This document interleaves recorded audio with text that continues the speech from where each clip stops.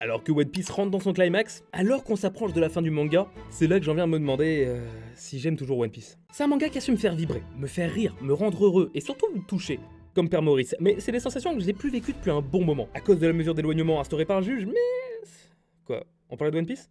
Oui, c'est ce que je disais. C'est des émotions que je retrouve plus en lisant One Piece. Et je suis le seul à penser comme ça. Alors, ça me change pas d'habitude, la solitude me connaît bien, mais ça m'interroge. Pourquoi je suis différent? Pourquoi je pense pas pareil alors que je suis français, je devrais être normal? Ce message est certifié par le Rassemblement national. Je tiens à courir, moi, tu vas voir le rouquin. Et c'est pour ça que je fais cette vidéo, pour voir si je suis vraiment le seul à plus aimer One Piece, en explicitant ce qui me dérange. Mais c'est aussi l'occasion d'essayer de comprendre où veut en venir Oda. Et que ceux qui aiment One Piece plus que jamais tentent en commentaire de me faire réapprécier l'œuvre.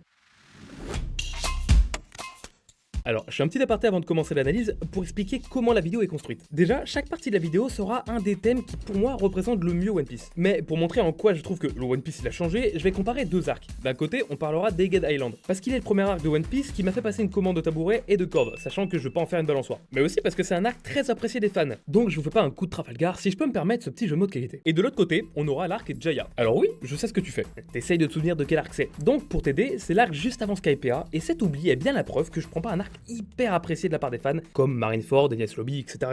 Mais si je le choisis, c'est aussi parce qu'il est assez ressemblant avec Egghead dans sa structure, et qu'il représente parfaitement selon moi ce qu'est One Piece. Et je préviens que quand je critiquerai, ça veut pas dire que c'est caca, mais c'est juste parce que j'aime. Et sûrement que c'en est pas parce que j'adore la merde. Bref, ceci étant dit, on peut commencer à parler de ce qui définit le plus One Piece selon moi.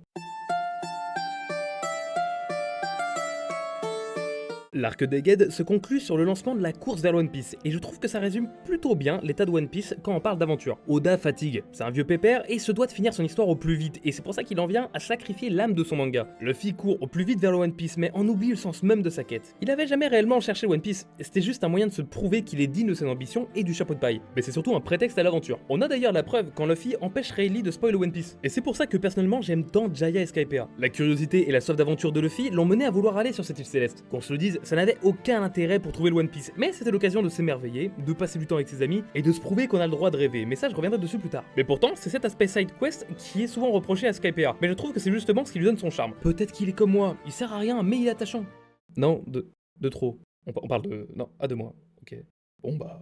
A l'inverse, aujourd'hui, les arcs comme Wano, Egghead ou Elbaf sont presque tous des guerres, et qui nous rappelleraient même les plus grandes heures du Troisième Reich. T'as tous les bords, des pirates, de la marine, des révolutionnaires, le gouvernement mondial, et t'as même des gens d'une autre époque. Bref, un beau foutoir. Et je te laisserai faire la vanne que tu veux à partir de ça, j'évite de me faire cancel. Tous ces enjeux ont pour but de raccourcir l'histoire, mais ce, au détriment du développement des persos, et aussi des îles sur lesquelles les Mugiwara atterrissent. Dans certains arcs d'ailleurs, comme pour Jaya, elles étaient au centre même de l'intrigue. On prenait le temps de la découvrir, avec ses spécificités, son mode de vie, ses habitants, sa culture, etc. Et aujourd'hui c'est toujours là, mais c'est plus la priorité. C'est pour ça que les îles sont moins belles, moins développées, moins innovantes qu'auparavant, et qu'Oda passe directement à l'action, sans contexte au préalable. Cependant, même si cet aspect de découverte a changé, Oda a su continuer à développer son lore malgré ce problème. Alors, j'aime moins cette façon de faire, mais c'est au travers des différents flashbacks des personnages que l'on découvre les mystères de ce monde. Parce que oui, c'est aussi une des qualités de One Piece, Oda a su apporter énormément d'éléments mystérieux tout au long de son manga, mais ce n'est qu'à partir de maintenant qu'il se met à tout conclure. Et c'est d'ailleurs ces révélations qui sont le centre de l'arc d'Egghead. C'est aussi la raison pour laquelle les fans aiment autant cet arc, mais à l'inverse, c'est principalement à cause de ça que j'aime plus One Piece. Je suis spécial. Alors, c'est évidemment pas le fait de conclure qui est un problème, même si ça me rappelle mon incompétence avec les femmes, mais le souci est dans l'exécution. Pourquoi a-t-on ces révélations? Est-ce qu'on le mérite vraiment? Est-ce juste le fait d'atteindre Vegapunk qui nous fait mériter ces infos? Non, on le mérite pas. Vegapunk nous a craché beaucoup trop d'infos sans même avoir le temps de les digérer, et qui dit mauvaise digestion, dit smecta. Et est-ce qu'on a envie de prendre du smecta? Je crois pas. Comment ça, ma comparaison a aucun sens? Alors, ça aurait pu être un coup de génie de la part d'Oda, ou du moins un message au lecteur. Et un message transmis par Rayleigh qui dit à Vegapunk, entre deux tailles de Sky, qu'il doit s'arrêter de tout balancer. Ce que les pirates veulent, c'est de l'aventure. Sous-entendu, Oda doit arrêter de tout balancer parce que le lecteur veut pas ça. Et suite à ça, Oda serait revenu au rythme de révélation de ses débuts, mais non. Malheureusement, Oda n'a pas eu cette idée de génie. C'est tout simplement une erreur parce qu'il continue sur Elbaf à nous cracher tout l'or de son monde sans qu'on puisse respirer. Et ce, pourquoi j'aime si peu cette abondance de révélations, c'est parce qu'elles sont rushées. Et tu vas me dire, c'est normal, il veut en finir au plus vite, mais moi je vais te répondre. Alors pourquoi est-ce qu'il continue à rajouter des intrigues? En fait, le temps qui devait servir à faire se développer les relations entre les persos est remplacé par la résolution de ces nouvelles intrigues dont on en a rien à foutre. Le réel problème du One Piece actuel est pas qu'Oda n'a plus le temps de s'appliquer, c'est qu'il ne le met pas au bon endroit. Et vu que je parle de ça, les nouveaux personnages qu'on découvre à chaque île étaient jusqu'ici toujours nécessaires à l'intrigue, pour mieux découvrir l'île sur laquelle on est et découvrir ses enjeux, tout en renforçant les liens entre les Mugiwara. Sur Egghead, on découvre enfin le plus grand scientifique de tous les temps, Vegapunk. Et comment dire? Déception? Ouais, c'est le mot. Le problème de créer de si gros mystères, comme l'était Vegapunk, c'est qu'on a de grosses attentes, et Vegapunk est pour moi un parfait random. J'ai l'impression de l'avoir vu des centaines de fois. Alors oui, il y a aussi les satellites, c'est sa seule originalité, mais si tu prends un cas par cas, ces persos sont vraiment vides. La moitié est oubliable, c'est pire qu'un cours de philo, Lilith a un comportement typique de héros de shonen, donc évidemment que c'est pas original, et la seule qui a un vrai intérêt, c'est York. Même si elle est ridicule, elle apporte de la tension, et son lien avec le gouvernement mondial est une bonne idée, même si ça me paraît un petit peu incohérent. Mais ce qui est dommage, c'est aussi que Vegapunk n'a pas d'atome crochu avec les Mugiwara, ou du moins, c'est un amas de gros pétards mouillés. La plus grosse déception, c'est évidemment Franky, ce gros geekos, et sa passion pour la technologie, et c'est bizarre, j'ai l'impression qu'il est sur l'île du futur. Non, ça doit être une erreur. Oda aurait pas pu oublier ce détail. Mais on aurait pu avoir aussi n'importe quel type de science. Un échange par rapport à la navigation, l'archéologie, la médecine, ou même un remède pour couper cette excroissance. Alors que sur Jaya, on fait la connaissance de plusieurs persos. Mais là, on va s'attarder sur Cricket, le descendant de Montblanc Norland, aka le god de One Piece, et oui, je le place comme ça. Toute sa vie, Cricket a souffert de la réputation de son ancêtre, c'est-à-dire de celle du plus gros menteur de l'histoire. Celui qui a prétendu à l'existence d'une cité d'or. Bon, est-ce que c'est au niveau d'Oussama Hamar? C'est une question à laquelle on doit répondre Et on vient de me dire dans mon oreillette qu'on s'en contrefou, ok c'est d'accord. Cricket cherchera à prouver que la cité d'or existe, quitte à y laisser sa vie. C'est un personnage qui rappelle le thème des rêves, central dans cet arc. Et c'est pour ça qu'il s'entend si bien avec Luffy. Tous deux sont des fous du village. Tous deux veulent croire en l'existence de cette île céleste. Peu importe ce que le monde leur dira, leur fera subir. Luffy croira toujours en ses rêves. Il est libre de croire ce qu'il veut et c'est pour ça qu'il est un grand pirate. C'est ça qui le différencie de la masse, représenté d'ailleurs dans cet arc par Bellamy. Et d'ailleurs ce petit détour nous permet de parler du dernier aspect lié à l'aventure, les pirates. Oh, tu te rends compte, les pirates? Je pense pas me tromper en disant que One Piece est un manga de pirates. Et là où c'est un très bon choix, c'est que ça a été réinterprété pour en faire une figure de liberté, à travers son mode de vie et sa rébellion face au gouvernement. Ils vivent dans l'idéal que rien ni personne ne pourra les arrêter, et Luffy, à travers son rêve, devenir le roi des pirates, cherche à atteindre ce Graal pour obtenir la liberté ultime. C'est donc un thème au centre de l'histoire, qu'on voit à travers par exemple des peuples opprimés, et Luffy sera toujours là pour les sauver. Tard Donald Trump, grand pacifiste de notre ère, et dans l'arc Jaya, ce thème est d'autant plus présent. Mocktown est la ville des pirates, où tout le monde se fout sur la gueule et bodé. C'est comme au PMU, mais dans le monde One Piece, ça a l'air rare. Et grâce à ces pirates, on va parler de liberté de rêver. Ils nous disent que quand tu grandis, la mère t'apprend qu'il faut cesser de voir grand, de rêver. Ils essaient de se convaincre que c'est la maturité qui leur a fait arrêter de rêver, alors que c'est le déni. Et c'est là que deux personnes se dressent face à eux. Marshall dit Teach et Monkey dit Luffy. Pour Teach, voilà une façon parfaite d'introduire son perso. Oda prend des notes. Barbe Noire marque le début d'une nouvelle ère, avec l'ascension de son futur Némésis. Luffy et lui sont les deux opposés, mais pourtant, ils vont se rejoindre sur un point.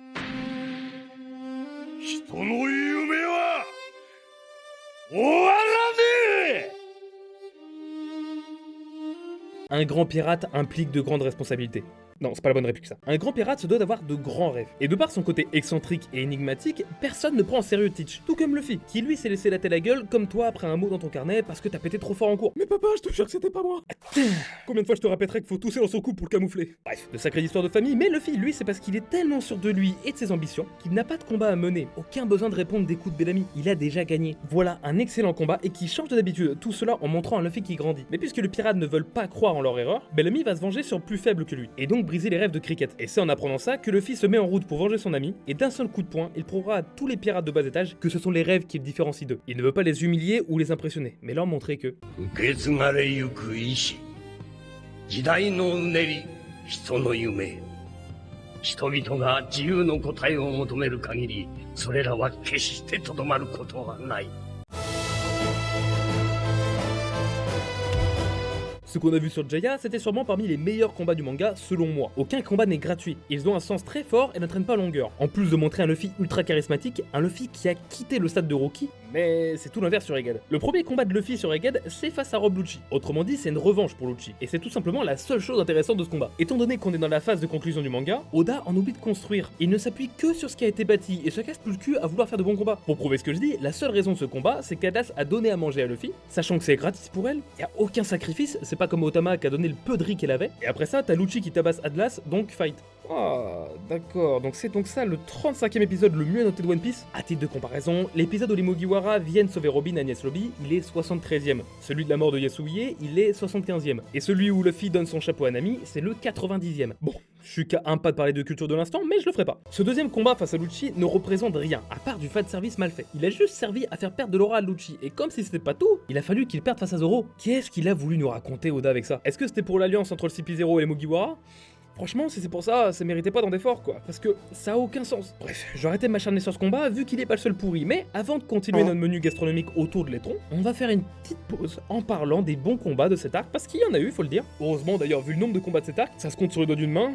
d'un habitant de Tchernobyl. Alors, à peu près tous les combats qui se passent en dehors des gates sont bons. Ils sont brefs et utilisent intelligemment le lore instauré par Oda tout au long du manga. C'est d'ailleurs un élément qu'on retrouve aussi sur Jaya, et c'est assez rare pour le notifier. Du côté de Shanks, c'est très expéditif, et aucune allusion à la précocité sera faite. Kid avait un pouvoir trop destructeur, et en tant qu'empereur, Shanks se devait de pas rigoler avec lui, à l'inverse de Luffy. Mais le meilleur combat, c'est celui sur la ruche. Il est réellement construit, on a de l'émotion, on plonge un peu plus dans la tragédie de Garp, qui n'a jamais réussi à avoir un bon disciple. Et c'est pour ça qu'il aime tant Kobe. Il n'est pas comme les autres, il est réellement habité par un désir de justice, quitte à se sacrifier pour sauver. Et sur Egghead, il y a qu'un seul bon combat, et encore, c'est pas réellement un combat, mais plutôt le rôle de Kizaru. Même si sa relation avec Vegapunk et Kuma est légèrement forcée et pas subtile, l'idée de tirailler entre ses amis et son devoir, tout comme Garp avec Ace, ça me plaît. Ça crée du développement, ça n'est pas qu'une conséquence à l'instant T. Et il y a aussi quelques bonnes répliques, comme le fait qu'il aurait voulu avoir des verres de lunettes plus sombres, ou alors quand il dit qu'il peut plus continuer le combat. Pas par fatigue ou douleur, mais parce qu'il vient de tuer son ami. Bon, voilà, on a fini avec tous les combats, c'est bien dommage, mais pour pas me faire trop de mal, je vais pas m'attarder sur tous les combats, ni sur le fait que les Mugiwara ont servi à rien à cause des échelles de puissance trop élevées, ou sur le bordel incompréhensible que sont ces combats, ou sur le fait que le niveau de menace de la marine est équivalent à celui d'un carlin castré, ni que le Buster Call ne sert absolument à rien, Robin y a survécu 3 fois, mais non, je ne parlerai pas de ça. Je vais juste vous parler de ce giga pétard mouillé, qui est le Gorosei. Déjà, il respecte malheureusement aussi le problème que j'ai soulevé avec Lucci, c'est que rien n'est construit dans cet arc, hormis le fait qu'ils sont des combattants et qu'ils ont potentiellement un Zoan, mais c'est pas ce que j'appelle de la construction. Je pourrais parler du fait que le gouvernement mondial a pris une place de méchant final dernièrement, alors que c'est censé être d'abord l'ennemi des révolutionnaires. Mais ce qui m'énerve plus, c'est qu'il y a énormément de persos, de groupes dans le gouvernement mondial, entre Im, le Gorosei, les Chevaliers Divins et les Dragons Célestes, mais pourtant, il n'y a en réalité qu'une seule entité. Ce sont absolument tous les mêmes. Je trouvais sympa sur Sabaody l'idée de faire des Dragons Célestes d'immenses crapules. Mais depuis, chaque personnage lié au gouvernement mondial est comme ça. Ça ne dénonce plus rien à part montrer la fainéantise d'Oda. Je suis désolé, mais même dans la marine, les amiraux sont tous différents dans leur vision de la justice. Et c'est ce manichéisme permanent dans le One Piece actuel qui m'énerve le plus. Les méchants sont juste des immondes salopios, ça nous surprend plus, et peu importe les horreurs qu'ils feront, moi, ça me touche plus. Mais c'est d'ailleurs pareil du côté des gentils, et c'est l'occasion de parler de ma plus grosse déception de cet arc, liée au manichéisme, Kuma.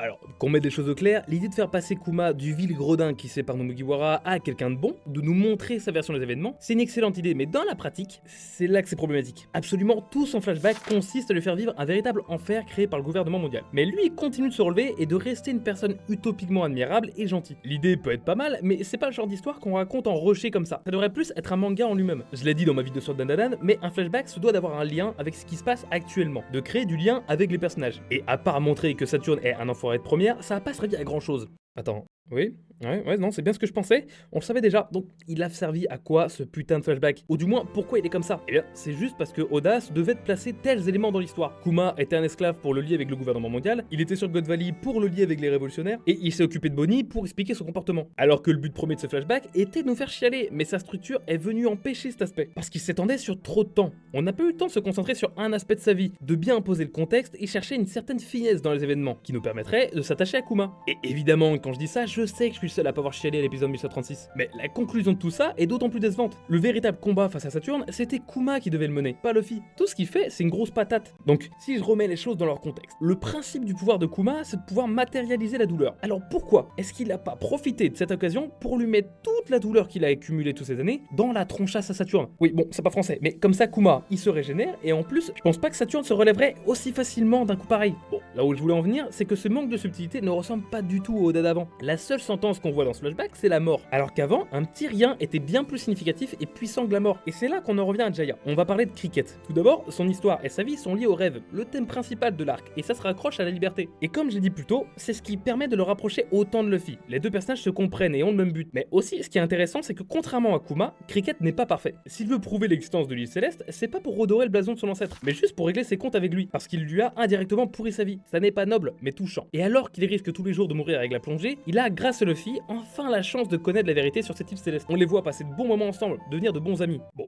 en gros il se bourre la gueule, mais c'est ça qu'on veut. Et quand Bellamy vient lui casser les genoux, Cricket n'a pas mal à cause des coups, mais il est triste d'avoir encore échoué à prouver l'existence de cette île. Et comme je l'ai dit plus tôt, le one-shot de Luffy est là pour venger son ami, mais surtout pour faire comprendre que c'est justement parce qu'il a l'étoffe d'un grand pirate qu'il peut se permettre de rêver. Cricket n'a peut-être pas gagné avec les points, mais peu importe les défaites qu'il se prendra, il ne cessera de croire en l'existence de cette île céleste.